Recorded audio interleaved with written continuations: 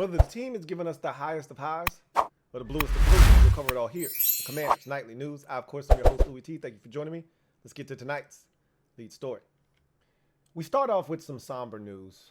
Today, we learned of the passing of two-time Super Bowl winning defensive lineman Dave Butts. Spent 14 years of a 16-year career here in Washington, was a 5th overall pick in 1973 of the St. Louis Cardinals. Ended up in Washington in 76 and played here all the way until 88. He was a stalwart on that defensive line, beloved by all of his teammates in the fan base, and 72 years young. He passed away at. It just feels like it's way too soon for a Redskin legend. Dave Butts gone at the age of 72 years old. May he rest in paradise, and all prayers and thoughts are with his family, his Redskins family, and the fans that watched him play and he gave joy to throughout his career. So more emotional gasoline for this week's game. We'll see what we do with it. Well, enough talking. The time has come. Somebody's or in this case, someone's streak will perish this Sunday. It will meet its demise. Vikings are on a 5-game win streak. And much like our 3-game win streak, they've had a lot of dramatics, okay? You don't allow yourself to be brainwashed into thinking that all of our victories have been lucky, and they have some of them. You know, the Bears victory, literally you're inches away from your demise in that game. You know, after thinking you've got this thing locked up, missing a field goal, giving up a 39-yard Justin Fields run, and now all of a sudden you're holding on for dear life. But you did. The Packers game, you know, getting the lead up 9, feeling good about yourself, having the 3 penalties, including the one that sets up the touchdown, and then all of a sudden you find yourself having to complete a 3rd and 9, and you go out of bounds, so you can't quite run the clock out. Rodgers ends up with the football. They got to toss it around a little bit, but nonetheless, you hold on. And then, you know, last week, looking dead, down 9 with under 5 to go, and somehow magically pulling a rabbit out of your hat and getting, you know, every single play, including 2 big 4th down conversions, then the big throw to Terry down to the 1, and getting the quarterback sneak, having a dropped pass on the next possession by the Indianapolis Colts receiver, Michael Pittman Jr., that would have given them an opportunity to at least get a couple of throws to get them into field goal range. But again, you held on. And so we've had close calls, but so have they, okay? They've had to come back a couple of times, like being down 10 to the Detroit Lions late and rallying to win that game. They've had to come back multiple times in football games to preserve their win streak as well. So they've been finding ways to win. So have we. And they're 6-1. They're feeling really good. But at some point, their balloon has to burst. Why not have us be the team with the pin ready to burst their balloon, right? So the Vikings are coming into this game thinking it's going to be 6 in a row for them. All the pundits are telling them, oh, you're going to beat Washington. Don't worry about it. And the hope is that they're not taking us as seriously as they should, because why? They got a big matchup the week after against Buffalo. That's the perceived best team in football. Are they overlooking the Commanders? There's a possibility that they are. And they're looking at their next opponent and saying, hey, how do we beat the best team in football? How do we beat the team that a lot of people think is going to go to the Super Bowl? That's the question. And so maybe they're not as focused on the Commanders. You know, the whole Kirk back to FedEx thing, going to be overblown, oversold. He's played Washington before, hasn't played them back at FedEx, however. But like J.P. Finley and others have pointed out, there aren't many guys left from that administration. right? When Kirk was here. Not many dudes that he can look across the sideline and remember some good times with and reminisce. Like there may be 3 or 4 guys max that were here when Kirk was here. So the whole staff is different. Front office is different. And the roster is totally different. And as JP Finley also pointed out so succinctly, the name of the team has changed twice since Kirk was here. Nothing's the same, right? So I don't even think that's a big deal.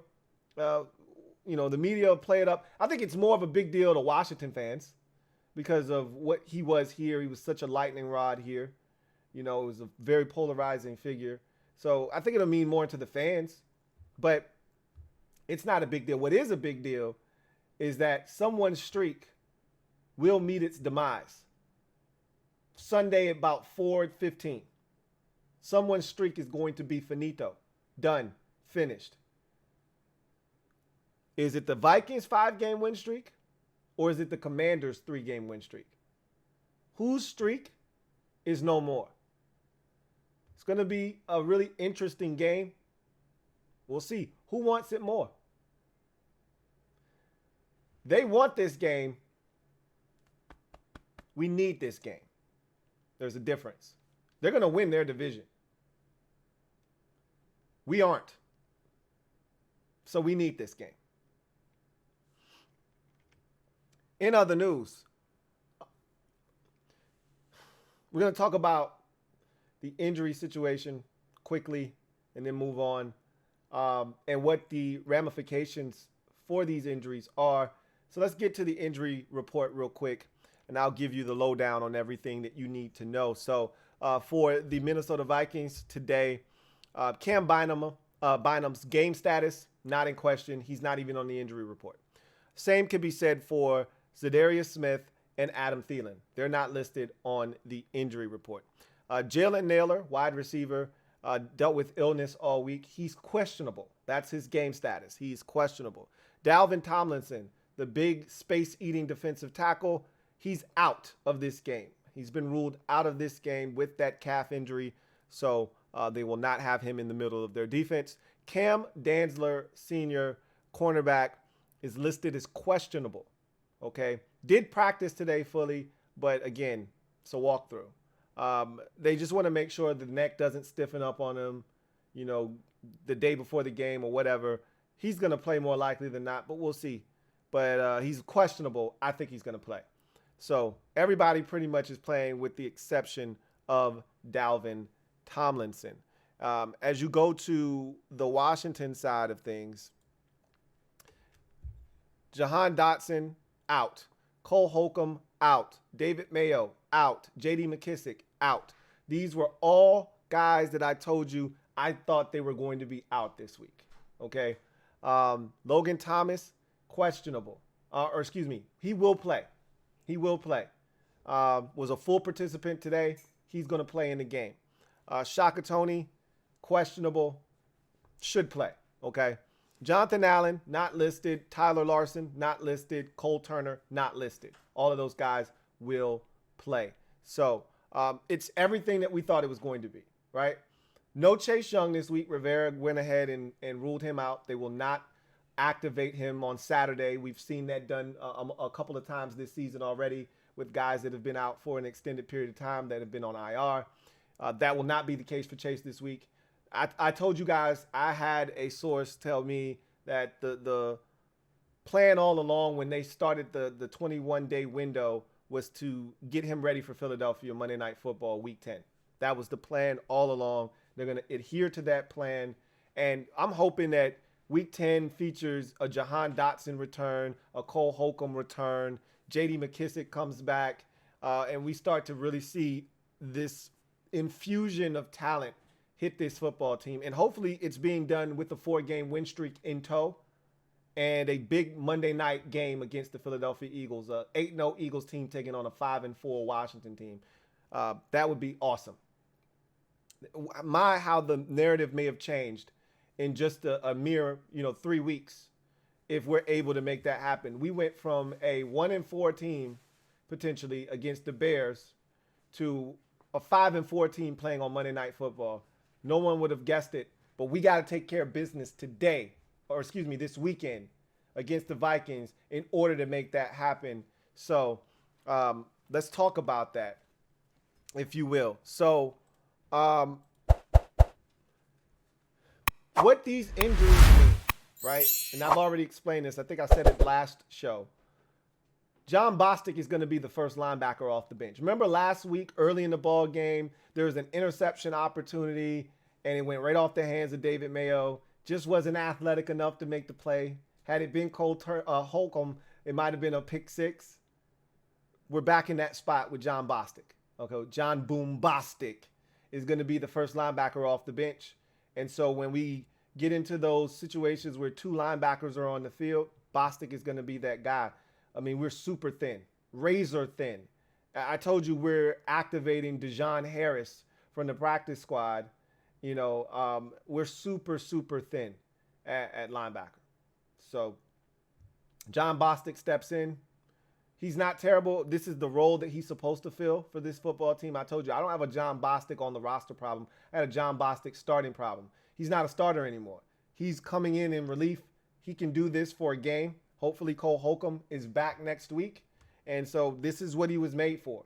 Come in, spot duty, get the job done. I expect him to play, 20 to 25 snaps max and get him out of there, right? So let's hope that we can continue to get the play that we got out of Jamin Davis last week and have been getting from him pretty much since about week 3 or so.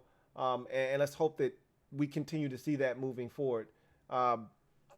Secondary-wise, you know what it is. Speaking of which, let's go ahead and get to the game plan. All right, what will it take to get it done against the Minnesota Vikings and make it 4 in a row?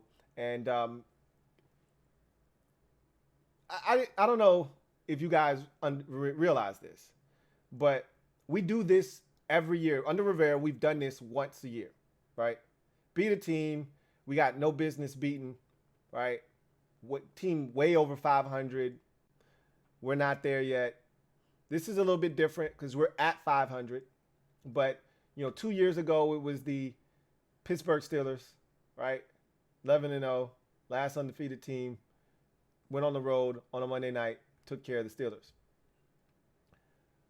Last year, coming off of a bye, you're 2-6. Buccaneers are 6-2. You look like your food. Dead man walking. Somehow you rise up, take care of Brady and his bunch, and start a 4-game win streak. Here's another opportunity to do that this year. All right. Every year under Ron, we've done this thing where we beat a team that nobody thought we were going to beat. And nobody thinks we're going to beat the Vikings, just so you know. And again, that's the way it's supposed to be. We earned this rep that we have. We earned it. So we made this bed, we got to lie in it. Nothing makes sense about this game if you're looking for an advantage for Washington. Here's what I do know. They have one of the most explosive receivers in football. We have a secondary that is, I won't call it one of the worst in football because it's not, but it's one that can be exploited. I'll say that. We give up big plays every single week, and they've got the best, if not the best, one of the best big play receivers in football in Justin Jefferson. The shit does not add up favorably for us. Because all you have to do is get caught napping one time, and they're going to make you pay for it. The first key for me in this game is you cannot let Justin Jefferson beat you. Take the same exact approach the Philadelphia Eagles took. And again, they had a shutdown corner on him. We don't have that. Those don't exist on our team. There is no Darius Slay here in Washington. So you've got to do whatever you've got to do to make sure that Justin Jefferson doesn't get you. If that means Adam Thielen has to have 150 yards, so be it. Adam Thielen has to kick our ass. Let Adam Thielen kick our ass. It cannot be Justin Jefferson because that is a death that doesn't give you a chance. The Adam Thielen death That's a death by 1,000 cuts. It gives you a fighting chance. You may still die, but at least you're not dead instantly. The Justin Jefferson death, you're dead in the first half of this game. He's got 7 catches for 137 yards and 2 touchdowns in the first half if you don't take care of business. I've seen him do it. Make somebody else beat us in this game. If it's KJ Osborne, if it's Adam Thielen, so be it. It can't be Dalvin Cook and it can't be Justin Jefferson. They can't kill us on the ground and they can't kill us with explosives. If Adam Thielen wants to have a 47-yard catch, by all means, you got me. It can't be Justin Jefferson because usually his in the end zone. Thielen can have a 47-yard catch. That's down to the 23. We got a chance to keep him out of the end zone. Justin Jefferson catches a deep ball. He's going to score, more likely than not. We have to make sure that Justin Jefferson does not obliterate us in this game. Same could be said for Dalvin Cook in the run game. I feel confident that if they try to run up the middle, we're going to shut that down. My problem is they run a lot of outside zone. All right, they're running a lot of outside zone and Dalvin Cook and a lot of pitches and tosses. They try to get on the perimeter. That is a weakness of ours. And until we clean it up, if I'm a team playing against the Commanders, I'm going to attack your edges because I don't think you do a good enough job of getting to the outside and stopping perimeter runs. We've got to find a way to slow down Dalvin Cook. We gave it up last week against the Colts. We gave up some big runs. Jet sweep, big run up the middle, big wide receiver screen, big deep ball down the field. We cannot give up the explosives. If they beat us and they beat us nickel and diming us, so be it. But we can't give up the chunk plays. And this is a Vikings offense that is predicated on chunk plays. Whether it comes via the run or the pass, their run sets up the chunk plays. This is a Mike Shanahan, Kyle Shanahan type of offense. It's the Sean McVay. It's the Cleveland Browns offense. It's what you see and we've seen over the years. Stretch it left, stretch it right. Bootleg off of the stretch. Find a tight end leaking into the flats. Get 8 yards. Stretch it left, stretch it right. Play action fake. Heavy, hard play action fake. Drive it down the field, 45 yards.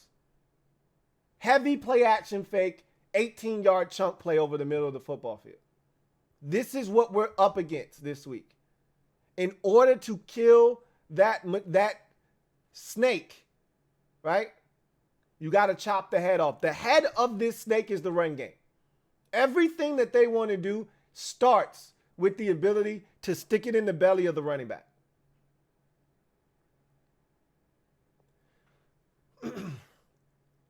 Defensively, I think we can take advantage of this Vikings defense. It's an old, veteran, savvy group. So if you make mistakes, they're going to make you pay. But they're old. I think we can run on them. I think we can throw on them. I think we can make things happen offensively, but we have to stay out of our own way. We got to stay out of negative plays. Can't have the 6-yard loss on a screen when you're getting good, having good movement on a drive, and then you decide to sprinkle in a screen and you lose 6 yards. Now it's 2nd and 16. We got to stay away from that shit. It's okay to get 1 or none on a run on first down. You can overcome 2nd and 10. It's hard to overcome 2nd and 16. For this offense, at least. That's how you kill a drive. Since Heineke's entered into the lineup, we've moved the football. There haven't been many 3-and-outs. There's usually a first down that is achieved, and then there's some kind of mistake that's made. Usually some kind of play where we throw the football either backwards like we did against the Colts, where we throw it backwards to Terry and he's tackled for like an 8-yard loss. Would have been a lateral had he not caught it. Would have been a fumble. Or you try a screen to Antonio Gibson, and our offensive line does a terrible job of setting it up. And so he gets tackled for a 4 or 5 yard loss, which is essentially a sack. You try a wide receiver screen, nobody blocks, and it's a 6 yard loss. That's the shit we have to avoid. Because we can move the football on these dudes. Their secondary isn't great. Their run defense isn't great. They're an average-ass defense. Average. You can make some things happen on them. Now, don't get it twisted. They can get pressure on the quarterback, and they can put you in those long third and long situations. They can put you in those situations. They got one of the number one sack, leaders in the league right now, in Sedarius Smith, as I've mentioned already. He's got 8.5. So they got guys that can get to the quarterback. You have to be wary of that. But we got a mobile quarterback. I really think this is a week where the run game is going to go ballistic. I think we can run the football on them and have a ton of success. I watched the Bears run roughshod all over them. I watched the Lions run all over this team. I've watched teams have success on the ground against the Minnesota Vikings. Why not us? I really think this is a big week for Gibson and Robinson and company.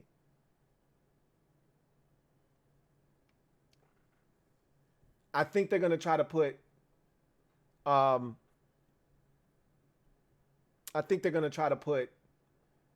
Patrick Peterson on Terry McLaurin and have him follow him around the field. I think that's what they're going to try to do. Maybe. I don't know if that's where he is in his career right now. Following guys around, star coverage. I don't know if that's what he's doing anymore. But I like my matchup. If that's what they're going to do, I like my matchup with 17. Cooking his old ass. All right. He's still got some left in the tank. Don't get it twisted, but he ain't what he once was. He ain't that dude anymore. He can get got. So I like our opportunities with the guys that we do have. I like Curtis Samuel underneath, winning matchups. I love that Cole Turner's coming back. Another weapon in the pass game. They need to get Amani Rodgers more touches.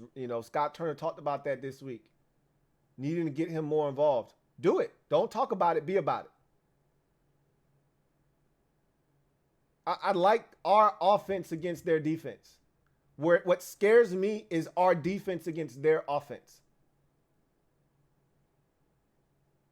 We're going to give up some plays in this game. You just have to know we're going to give up some big plays. Don't let them go for touchdowns. What will ultimately be the key to this game is red zone defense. Obviously, can't turn it over. Got to take care of the football. Heineke has had at least one turnover in each of his first 2 starts this season. It'd be nice to have a clean game here at home in this blackout environment. Give the fans something to cheer about. Take care of the rock.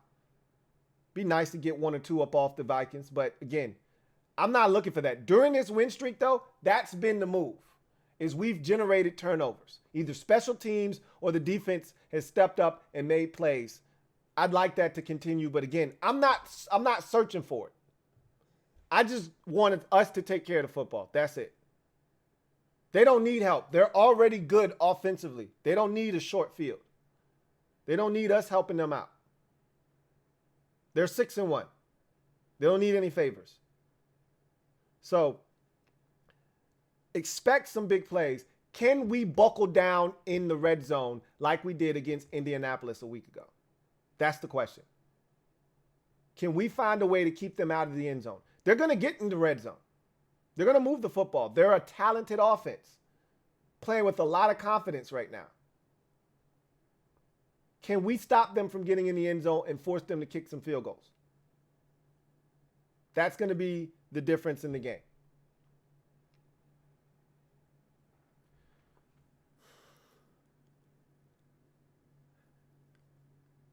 Can you rattle Kirk?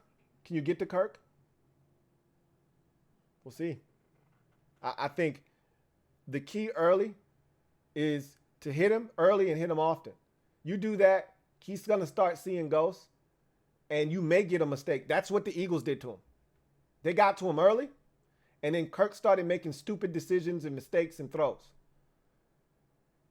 He gave him a chance early. His team didn't respond, and he kept getting hit, and then he started making mistakes.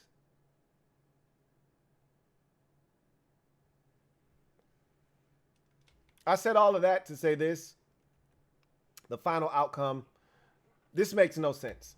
And truth be told, I think we're going to lose this game because the Vikings are a better football team. And again, I think our offense is good enough to go toe-to-toe with them. I don't think our defense is, however, specifically the secondary. And because of that, I think we're going to lose the game. But I told you, this is where I'm at with mine. Everybody else thinks we're going to lose. I'm trailing in the football pool. I got to have it. Only way you're going to come back is if you go outside the box. This is an opportunity to go outside the box, so I'm going to take it. 22-20, Commanders get it done. This makes no sense. This makes absolutely no sense. I just told you that the Vikings pretty much have the advantage everywhere you look in this game. This makes no sense. But you know what else doesn't make sense? The NFL, the entire NFL this season makes zero sense. So this makes sense to me that it doesn't make sense. If that makes any sense. So tell me what you think. Leave it down in the comment section. Scoring more. Who wins this football game? This feels like a game that we're supposed to find a way to win. And you say to yourself, well, how in the hell did we win that game? This feels like one of those types of games. We have one of them every single year. This may be the one. I'm hoping this year's different, and we don't stop at 4. And there's not just one of these games where you win and you go, wow, how did we win that game? Let's keep the party going. Let's set the stage for a massive Monday Night Football showdown. That energy that the Eagles had on Sunday Night Football against the Cowboys, I want that same energy for Monday night. The only way to get that is if we win. If we come in there at 4-5, you don't get that same energy. You come in there at 5-4, riding a 4-game win streak, you get people's attention, and all of a sudden, that game has higher stakes. You want people to take us seriously? You don't want to be a joke? Go into Monday night over 500. Here's an opportunity to do that. Go get it done. That's going to do it for me, your man Louie T. Look forward to reading your comments, seeing what you guys think is going to transpire in this game. Again, leave it down in the comment section. I cannot wait to read it. Score more. And if you want to give me a footnote on how you think the score is going to be achieved, please, by all means, leave it. I will read it. So that's going to do it for me, your man Louie T. Until next time, you guys enjoy your weekend. Feels good to feel good. Damn, you know. Whew. Back like cook crack. I'll see you guys on Sunday for the post-game show. Hopefully, the blackout achieves what it's supposed to, and then we can get out of black and get back into the light of the white. But the blackout needs to do what it needs to do first for us to do that. I don't want to be wearing this because we didn't do what we were supposed to do, if that makes any sense. Anyway, show up, be loud, be proud in all black, and let them know where it's at. And if you're at the game, you know you got one job to do, and that's, well, it's 2 this week. Normally it's 1. It's 2 this week. Wear all black. Bring home the dub. Y'all know what it is. Now make it happen. I'll see y'all later. Have a good one. Here comes the diesel. Here comes the diesel. There's the snap, hand to Riggins. Good hold. He's got the first down to the 40. He's gone. The 35, the 30, the 20.